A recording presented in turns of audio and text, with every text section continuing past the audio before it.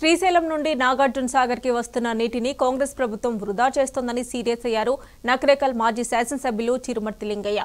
ప్రతిరోజు భారీ వర్షాలతో సాగర్ కి వస్తున్న దాదాపు 4000 క్యూసెక్ల నీటిని కాలువల ద్వారా చెరువులు నింపి నల్గొండ జిల్లాను కరువు లేకుండా చేయొచ్చన్నారు.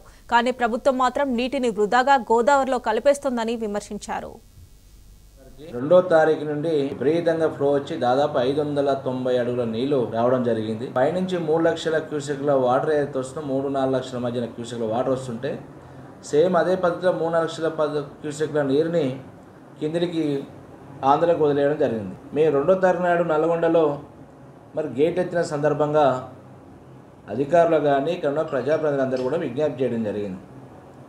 వాటర్ ఏదైతే వృధాగా పోతుందో గోదావరిలో కలుస్తుందో ఆ గోదావరిలో కలగకుండా నేరుగా మనకు కూడా నల్గొండ జిల్లాలో ఉన్న చెరువులు కుంటలని కానీ మరి పూర్తి స్థాయిలో నింపాలని చెప్పి ప్రభుత్వానికి విజ్ఞప్తి చేయడం జరిగింది.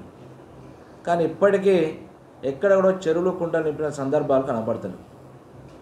నల్గొండ మీదకెళ్ళి నాగార్జునసాగర్ నుండి నల్గొండ మీదకెళ్ళి ఖమ్మం పోవడానికి ఏమో ఈ ప్రభుత్వానికి చేతులు వస్తే నీళ్ళు ఇస్తారు.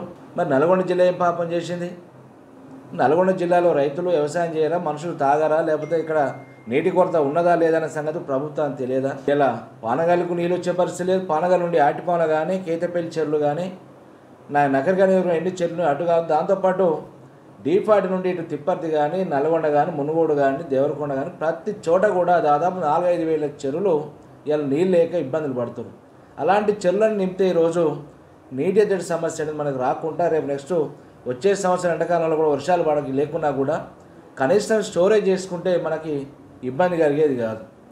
కానీ అధికారులు మరి ఎందుకు దృష్టి పెడతలేరో ఆలోచన చేస్తారో అర్థమవుతుంది. కానీ ఇప్పటికైనా కన్ను తెరిచైనా ఏదో ఖమ్మం తీసుకుపోతారో ఖమ్మం కంటే ప్రయారిటీ ఇక్కడ ఇరిగేషన్ మంత్రి ఉన్నారు, ఇంకో మంత్రి ఇద్దరు మంత్రులు ఉన్నారు జిల్లాలో.